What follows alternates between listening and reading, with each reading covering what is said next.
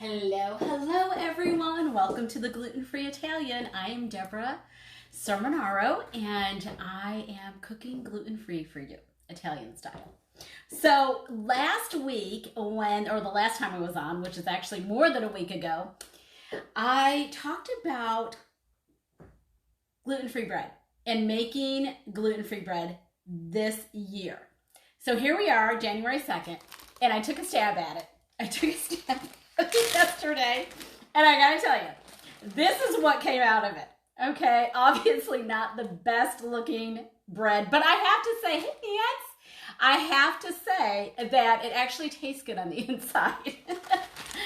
So, that said, artisan bread needs some perfecting. I went ahead and I chose a different recipe today, and this is what I ended up with today. Now, we're gonna go ahead and I'm going to cut into it. And I have to tell you, there was a process for this today. It wasn't just one fell swoop and everything was fine.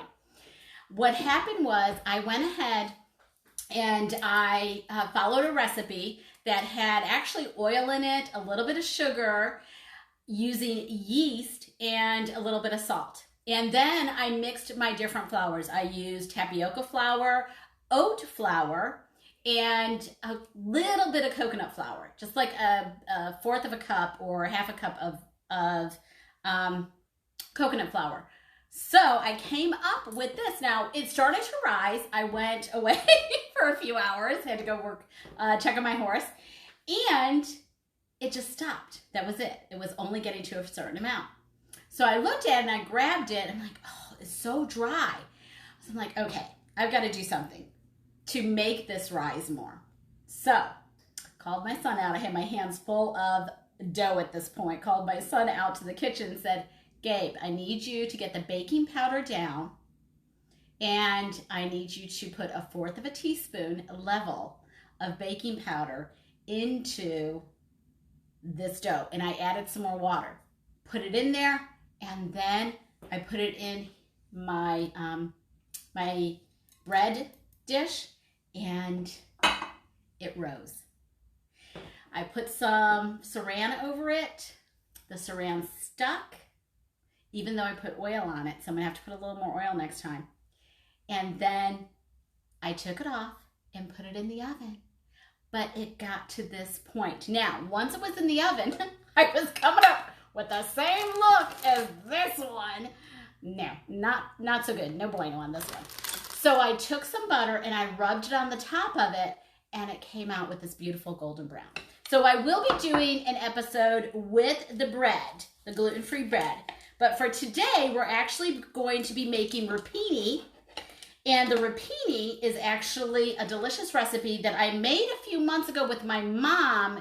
And we're taking our Utica greens recipe and we're turning it into a rapini recipe. So I'm going to put a little bit of butter on this bread, and I'm going to taste it on air. First time I'm tasting it, and we'll see how.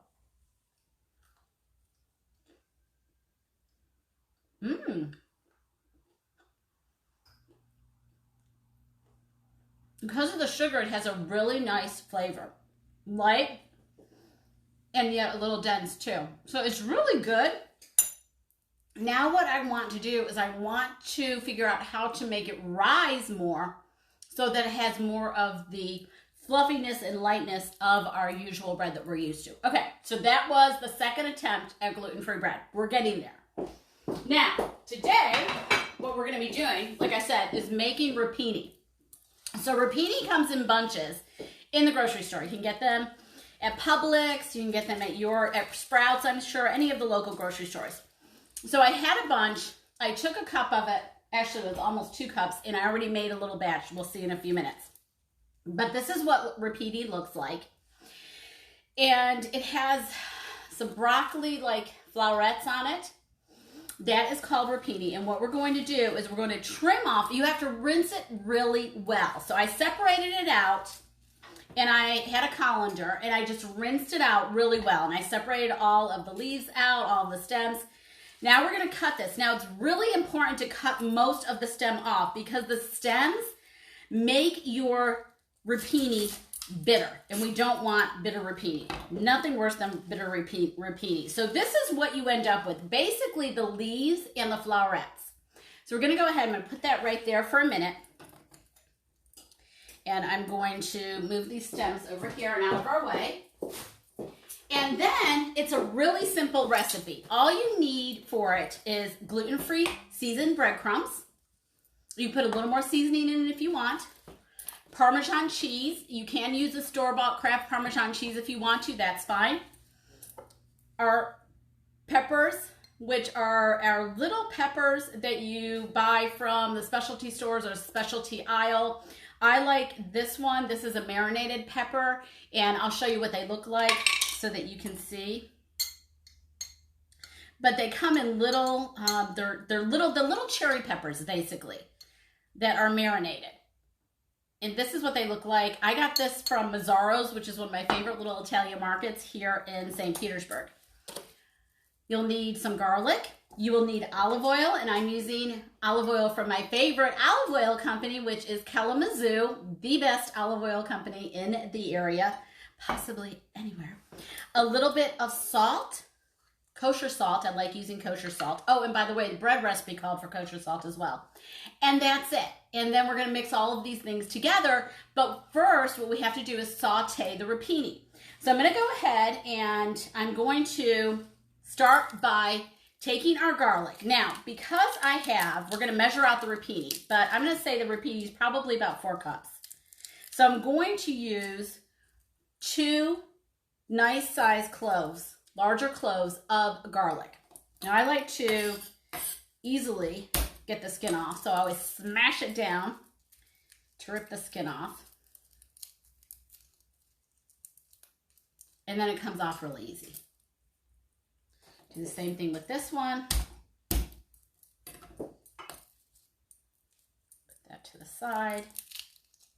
And I have so much, I'm so excited, so much that I want to show you all today. So I'm going to take my pan, I'm going to bring my pan over here. I generally cook with a cast iron skillet.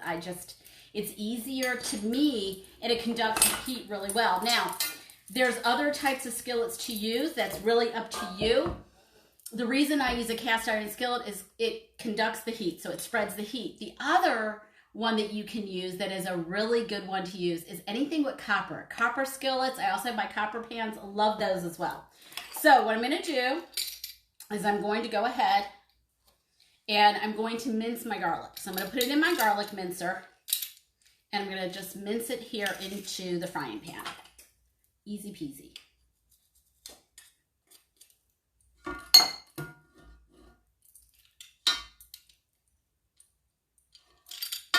This one I'm probably going to have to cut in half because it's not going to all fit in there.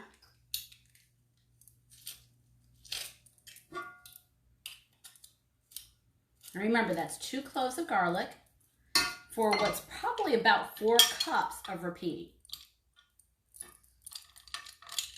And we have to saute the rapini before we put it in all together with the breadcrumbs, but it doesn't take long to saute. It's like sauteing broccoli or greens of any kind, kale, anything like that. So it doesn't take long. Okay, so we're going to go ahead. And a little trick I'm going to show you too to make sure that they're not bitter. Because the worst thing is when they become bitter. That's just, oh, I can't stand the bitter greens. All right, so we put that garlic minced into our pan. Now we're going to go ahead and we're going to add our Kalamazoo olive oil. Now this olive oil is called Cortina. And what I learned at Kalamazoo is they have different ratings. And the higher the rating, the healthier it is for you. So it has something called FFAs. Okay, so I'm going to go ahead and put 1 whole tablespoon of olive oil into my pan. That should be enough. And now I'm going to put this on the stove. Turn it to 6 or medium high. And I'm going to go ahead and throw my rapini in there, and then I'm going to put a lid on it. So mix all of this around.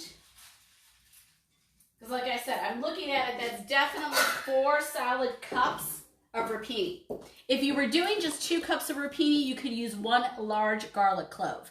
So it really just depends on how much you're using. I'm gonna go ahead and put a little bit of salt in there. We're gonna do a 1/2 tablespoon of salt to start. You can always add more to taste, but I like to add just a little bit because I don't want to overdo it. I don't want it to be too salty. So a 1/2 tablespoon of salt, kosher salt, by the way.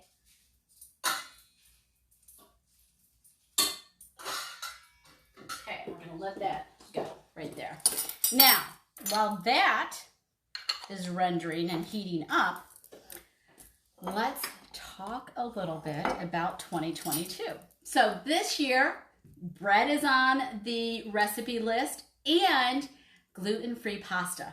I told one of my close girlfriends the other day, I said, we're making pasta. I'm just telling you now, so be prepared for it. So that's going to be fun. I can't wait. And I am taking my son on a little trip. So I am all ready to go, and I am going to be taking all of my most important items, other than my son, with me. So my liquid collagen, cannot wait. I cannot be without this. This is just amazing stuff. Optimize, because even when you're outside in the wintertime, you know that you lose so much of what we're taking in. So it's really, really important to make sure that we go ahead and we hydrate. And Optimize helps us to hydrate. Kind of like Gatorade helps you to hydrate. You put a little tablet in your water and you're good to go. I always use this whenever I'm feeling dehydrated or I'm working outside or doing anything of a strenuous nature. My digestive enzymes, because I know I'm going to be enjoying life and eating whatever I want pretty much, except watching my gluten intake, of course. My digestive enzymes, and let me tell you, this is honestly the best digestive enzyme on the market. And I don't know if you all saw this a couple of weeks ago. I did a little science project with the pudding. Wow, really amazing how quickly it turned that pudding into liquid, basically a very liquidy milkshake. Adult multivitamins, come on guys, it's so important as we're getting older. I mean, I'm 57. I know that I need a little help in that area. My mom, who's 85, tried these and now she's like, order those for me again. They're so great. They really are fabulous multivitamins. Endurance helps us if we're going to be doing a lot of activity, a great thing for you. Carb blocker if you're going to be eating a lot of carbs. This one I did a little experiment a few weeks ago with the bread to show you how quickly it broke down the bread. But one more thing I need to show you all, because this is what this year is all about.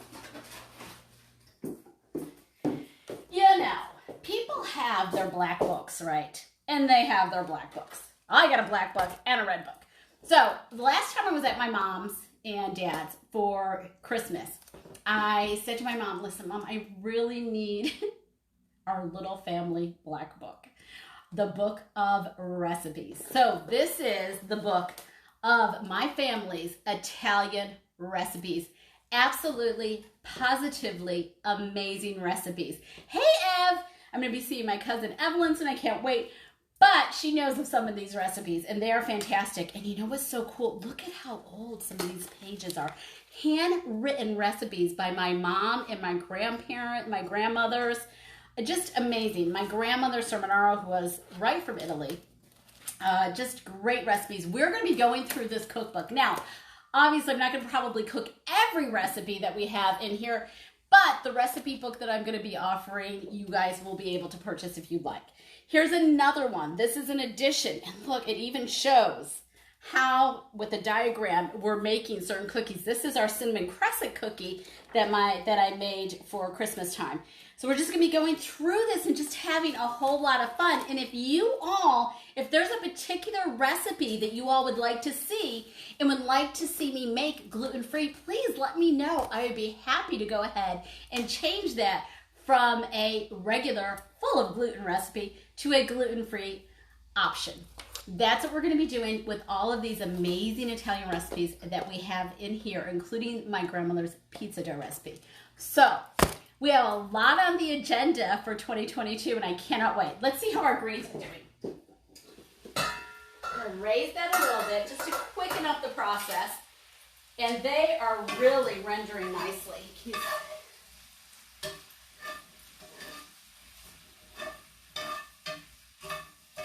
So just a few more minutes, a couple more minutes, and those will be good to go. Now, the one thing you don't want to do when we do get everything together in our bowl to mix and put into the oven, because after they are sauteed and you mix everything together, then we want to put it in the oven. We cover it with foil, and then we let it bake for about 20, 30 minutes, and depending on your oven and where you're located, and then it's good to go. Now, if it's a little bitter, my solution to that is a little bit of sugar. So you add a little bit of sugar to it, and that is the solution. It gets rid of that bitterness, because sometimes they do. And remember too, garlic can be bitter. So when you're taking garlic and you're adding it to a green that may have some bitterness to it, unfortunately that enhances the bitterness rather than removing it. So let's just get these going.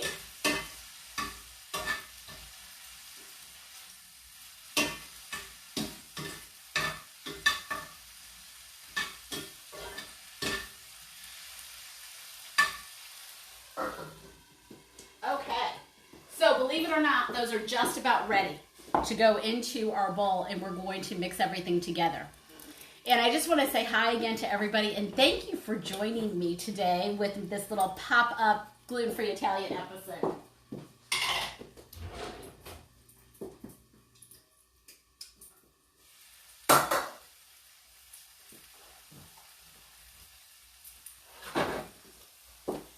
To the side, that right there. Now we're going to take our greens and we're going to put them into the baking pan that we're going to use. Now, you do not want to use the juice from the pan. The reason being, this is what my mom said anyway, was asking her yesterday about it. She said a few months ago she made them and they were really so bitter. And she said what she did differently was she took the juice from the rapini that she sauteed the rapini in, and she added it. 1 and 2, she didn't cut off enough of the stems. So it's really important to cut off enough of the stems. So we're going to use our gluten-free Italian seasoned breadcrumbs. You can add a little more seasoning to it if you want. You can add some fresh basil, some fresh parsley, some fresh oregano if you want to. It's entirely up to you. Now I'm going to use my little cups that I got at TJ Maxx. Love these little cups. And because we're rendering down, look at this. That was 4 cups. Look at how little that ended up being. But that's what happens, right, when we're working with greens. So one of the things I like so much about these cups is it's easy to put into anything and scoop it right out. So we're going to go ahead and we're going to start adding a little bit of our breadcrumbs. So a little less than a half a cup of breadcrumbs I just added to this. Take my fork, mix it around. And we have to add our Parmesan cheese. Where did my oh, there it is. It's hiding. My Parmesan cheese is hiding. We don't add a lot of Parmesan cheese. Again, you can use a store-bought if you want to. So I'm putting 1 tablespoon, starting out with 1 tablespoon, 1 full tablespoon. And we're going to mix that up, see how it looks.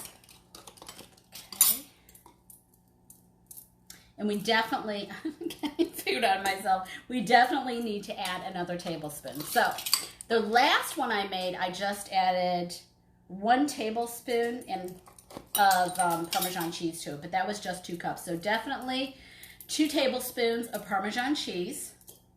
Now, here's the kicker. What really makes this dish, the peppers. So we want to go ahead and we want to add our peppers. You can have the whole cherry pepper if you want. These are the marinated ones. These are the ones I had on hand. And what I have here is really, if we're to measure it, it's 1/4 cup of peppers before I've chopped them. Unchopped. Okay, so but we are going to chop them as soon as I find my knife, but we'll just grab a different one. Okay, so we're going to chop these up. My mom adds a little less But I like more peppers, and I'll even add more pepper after the fact too. I like the little taste of that tangy, sweet, soury taste that they add. Okay, so these are chopped up. I'm gonna put these into my mixture now. Boom. And that's it. That's it. How easy is that? Mix this all up. Cover it with foil. I'm putting it in the oven. I'm actually making a pork roast for dinner for tonight. So that's been in for a while. Now I have to find my aluminum foil, which I had handy anyway. Cover it. Put it in the oven. 20 to 30 minutes. You can keep it in the oven if you want to. If you want to cook it early and then just keep it in the oven and keep it warm, that's fine too. But this helps to finish it cooking out and the greens getting even softer. Okay, this goes in. There we go. And this comes out. And here we have our rapini that's completely done. Looks pretty good, huh? Let's taste it and see. Oh my gosh, I used to love this when my grandmother would make this when I was a little girl. It's always so good. Mmm. Now, remember, there's going to have a little tinge of bitterness. That's okay. Just a tinge, but if it's too bitter, add 1/4 teaspoon, depending on how big your batch is, 1/2 teaspoon of sugar, and you are good to go. So, manja manja, bon appetit. Have a wonderful start to your 2022 new year. We are going to be doing a lot with our Italian recipes. I'm so excited, and I will see you back in a couple of weeks. But we'll be doing some restaurant reviews on our tour as we take our little trip north. Thank you, everyone. Have a wonderful Sunday evening.